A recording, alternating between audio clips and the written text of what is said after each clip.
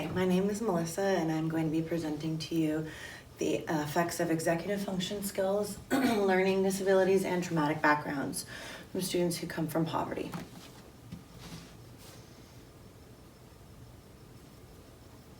Terms and definitions. Executive function is a set of skills that rely on three different brain types of functioning: mental flexibility, memory, and self-control.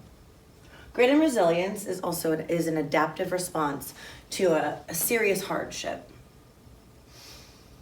So my students, I work at a school in Spring Valley, and we are a Title I school. We also have very high homeless population.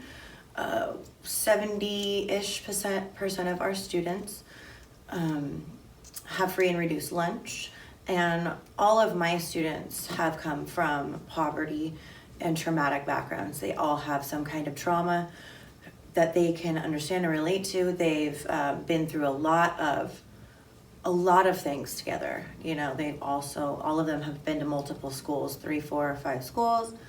And I would like to present to you the effects of that poverty, that trauma, and executive function skills with my students in particular who also have learning disabilities.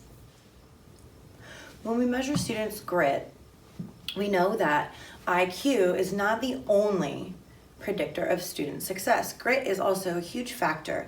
And grit is interesting because we have multiple ways you can grow grit. According to Angela Duckworth, who's very prominent in the field of grit and resilience, there's 2 ways: from the outside in and then from the inside out. When we grow grit from the inside out, it's that intrinsic motivation, that want, that need, and that care about whatever it is that is being motivated. Whatever motivates you, that's an internal motivation. When we get it from the outside, such as parents and coaches and teachers, that is more of an external motivator.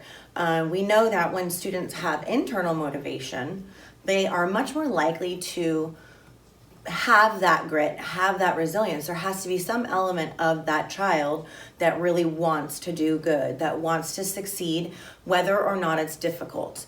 When we have that outside external motivators, those students are more difficult to teach grit to because they require somebody else's motivation, extrinsic, whether it's a reward or tangible things to get their work done. Students that display intrinsic motivation have a higher chance of success. The hypothesis was that the students would perceive themselves as more capable of organizing, completing assignments, and turning in their general education classroom work. I did see a great increase in all 3 of those domains. Students they did great with their planners. They began using them every day. Also, they started completing more academic tasks within their general education classrooms. And they started being able to break down assignments that were larger into smaller pieces. So we see that chunking and those skills to complete an activity that seems daunting. So we're growing that intrinsic grit, that motivation. Look, I can do this. Executive function skills go along with that grit. Those skills are important because if you don't have those executive function skills, then your success in school is going to be minimal. Questions that were answered for the project were: can grit and resilience be taught to students with learning disabilities? And does explicit teaching of executive function skills, correlate with an increase of grit? Problem is that teachers across the United States are seeing more and more problems with younger children having a lack of social skills, a lack of problem-solving skills. Children are they're unable to make connections to the outside world without rational thinking, supporting approaches to difficult tasks. And we know that special education students are at greater risk for these difficulties. The biggest factor in our executive function skills development is poverty. The United States has many children living below the poverty line. Here at my school, we have about 75-80% living below the poverty line. And the neighborhood is difficult. It is a literature review of executive functions. It involves multiple levels of brain function, cognition, and behavior. Most of the literature states that the term self-regulation is used as an umbrella term for the foundational demands required for formal schooling. It generally includes self-control and emotional regulation. These two things are one of the basic skills needed to be successful in our schools, our society, our workplaces. So if students do not grow up learning the skills of self-regulation and self-control, they have much more difficulty experiencing life as it is when things change, when things don't go the way they want. It's very frustrating for them. Under the term of executive function, there are 5 identified core life skills. Planning, that's being able to make concrete plans, carry them out, meet goals, long-term planning and short-term planning. For the purpose of my project, we decided to go with short-term planning. So that was more get your planners out, write your homework down, did you check it off, do you get your points? The second one is focus, which is a concentration, concentrating on what's most important in the environment. For instance, being able to tune out the stimuli that's going on in and around the classroom. Self-control, we already went through. Awareness of what's going on when a new student walks in the door and they were late for school. What do? We encourage our students to read the room. Read the room. Okay, what's everybody else doing? But a lot of students with disabilities who also have backgrounds that are traumatic do not have the skill of knowing what's going on around them. One of the main reasons is because when we look at children who grow up in poverty, there is a chaotic environment that they live in at home. What that means is there might be 4 or 5 different things going on at one time. The TV could be on, somebody else is listening to music, maybe someone's on the computer, then someone's talking to somebody else on the phone and cooking dinner all at the same time. When these things happen to children in their developing brains, they adapt themselves to tune out everything else besides what they're doing. What we see as a long-term effect is the inability to focus on your classwork because someone over here is doing something else or there's someone outside making noise. Those are the skills that we see. They manifest themselves later on when there's more academic demands put on children. Flexibility is also very important because we see students who have schedule changes or who don't understand, I want you to do it this way. And we say, no, we're not going to do it that way. Being able to be flexible in your day-to-day life is extremely important for success because not everything goes the way we want it to go, and it usually doesn't. Facts. Children from lower socioeconomic backgrounds show poor performance of working memory, cognitive flexibility, and inhibition. That's the self-control piece. They also display an altered prefrontal cortex, which is your emotional regulation area of your brain. When the body moves into a fight or flight state, it releases cortisol. Cortisol is then pumped into the blood at high rates, whether that's trauma, whether that's something that scared you, anything like that. And that changes your mental state. You're no longer at baseline, which is calm and collected and cool. Many of these children live in a state of heightened anxiety, unpredictability, and that raises their cortisol levels, so that when you add another factor on there, maybe something didn't go the way they wanted at school, that baseline is already high. So the cortisol levels get even higher, and they're even more incapable of coping and using those self-control, and their fight or flight response mechanism is just always on. It's always on because they have experienced so much trauma.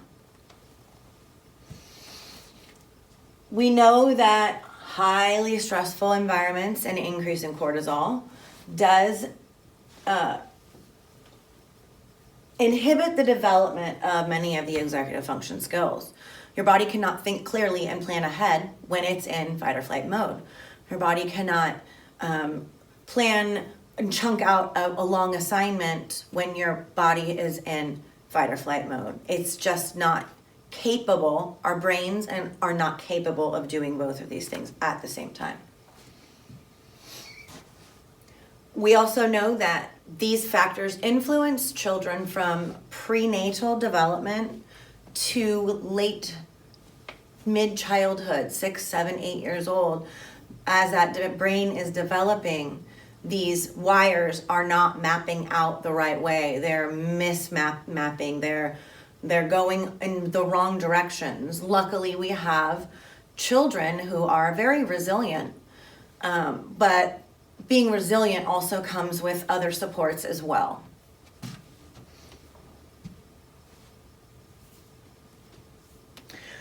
There are multiple factors that influence the development, including material deprivation. That would be toys, educational toys, books, quiet environments, areas to look and read and have no TV or no other external influences on what you're doing at that time. Nutritional deprivation is extremely important. We see children who have nutritional deprivation. They have higher levels of lead poisoning. They have higher levels of sickness, and it's due to the fact that they don't get enough nutrition. Therefore, the blood-brain barrier is being crossed by these outside toxins into the body. We have to have certain minerals and vitamins to block these things out. When we look at children who have disabilities, who also live in poverty, they have a much higher rate of lead poison, of being sick. They also live in places that don't have very clean water. They might have infestations of cockroaches and fleas and all the other, everything, dirty, just not good living spaces. Toxic stress is one of the biggest influencers. When we look at toxic stress, we see family conflict, separation, household crowding, and neighborhood disorder. Many of my students live in all 4 of these conditions. They also have nutritional deprivation because fruits and vegetables are costly, and parents need to feed their children, so they feed them what is the cheapest and most convenient, because sometimes they often work 2 and 3 jobs. So the method of my project was, I have 13 5th and 6th graders that I included in Spring Valley, California, and our school is an IB school, International Baccalaureate. So all of the students receive individual societies. They receive a language. They receive all their ELA and core instruction. My students receive English language arts and math instruction with me in the specialized academic setting. Everything else is with their general education teachers, social studies, science, language, everything. What we did was I gave each student at the beginning of the year a binder, and we decided and dividers, and we basically created a system of organization because the students had none. Most of my students, I call them stuffers, and they stuff everything in their backpacks, and they never see it again. And you might clean it out once again at Christmas and find papers from August. So I knew that this was something very important for my students' success and for me to teach them how to do and how to manage their academic lives, so to speak. So we did 3 different executive function skills: planning, organization, and self-control. I chose these because I feel like all 3 of those put together really encompass a small chunk of what all of my students need in terms of skills. They all have a lack of organization, a lack of self-control, impulsivity is a problem, and a lack of organization. Planning, they don't know how to plan ahead for something. What's going on tomorrow? What do I need to do for my test on Friday? Those are all very difficult things for my students to manage. Each section had a self-assessment that we took pre and post intervention. So the first one was planning. We also watched Angela Duckworth's TED Talk on grit. I really wanted my students to know that their success does not depend on their IQs, which all are average IQ. That their disabilities do not have to inhibit their success in school and life. And I wanted them to see, okay, if I can manage these things, then I can have this grit and I can keep going because I have the tools to figure it out. So the students really enjoyed the video. I think it was very enlightening for them. They wanted to watch it again, so we watched it a few times. And then we went into our intervention mode that about a day or 2 later. I did 3 days a week, a 45-minute sessions on each of the topics. Planning was first. We got binders. I made them get their planners that they get at the beginning of each school year. We organized all our materials. I wanted it to be very simple, but I also wanted it to be very useful. And so within my classroom, each student had their own binder and area to put their things. We organized everything. We put all our papers in there, and that was what we used, and that's what we've been using for this whole entire school year so far.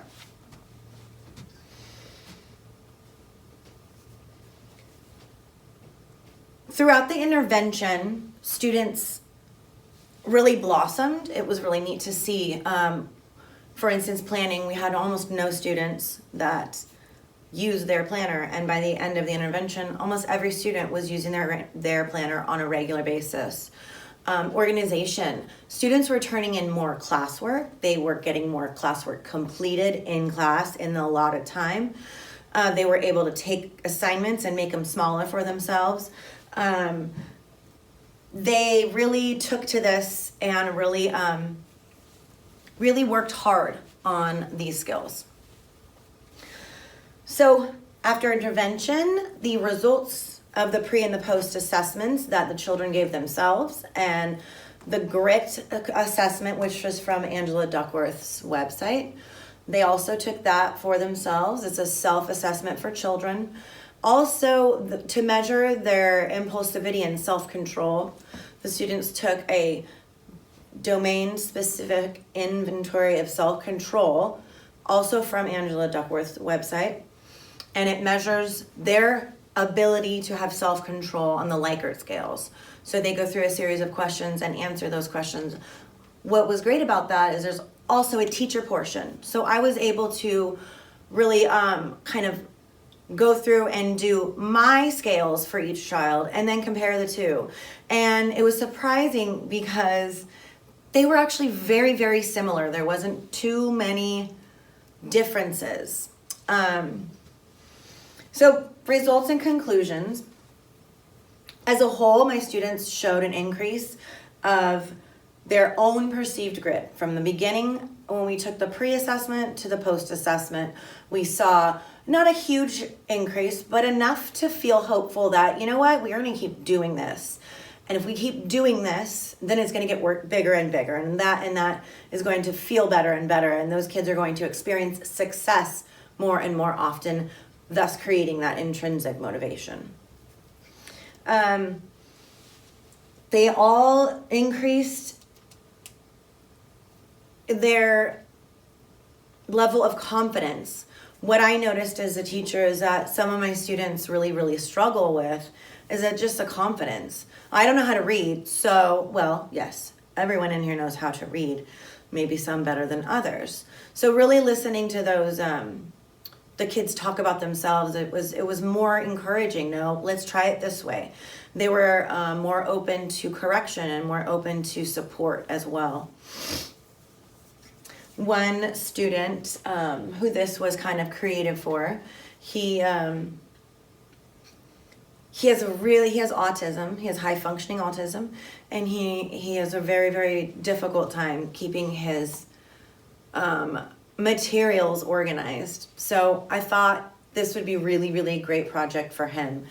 And at the beginning, he scored himself in the area of organization. He scored himself a 1. And by the end of our intervention, he scored himself a 12, which was the highest you could get, the highest score available. And although it was probably a little bit exaggerated, the skill set that he accomplished, he felt like he was doing so much better. He really took to the assignments and he worked very hard on them, really wanting to succeed at this whole organization and all of this planning thing. You just saw him just build that confidence. Another student that I had, he was a student that would be very emotional when he was assigned a task that he felt he couldn't do, crying multiple times a day, refusing. By the end of the intervention, he was turning in classwork, general education classwork, in on time. He was coming in during his recesses and getting support to complete those assignments. And he really, the number of emotional outbursts dropped from 2 to 3 per day to maybe 2 a week. So within that short time, we saw a really big increase in his ability to sustain and have that grit, which was really neat to see, especially because he's a 6th grader and he has very low academic skills. Very smart child, but very low reading abilities. So that grit in him was really nice to kind of just let it out a little bit. Thank you, and that's all I have for you. Have a lovely day.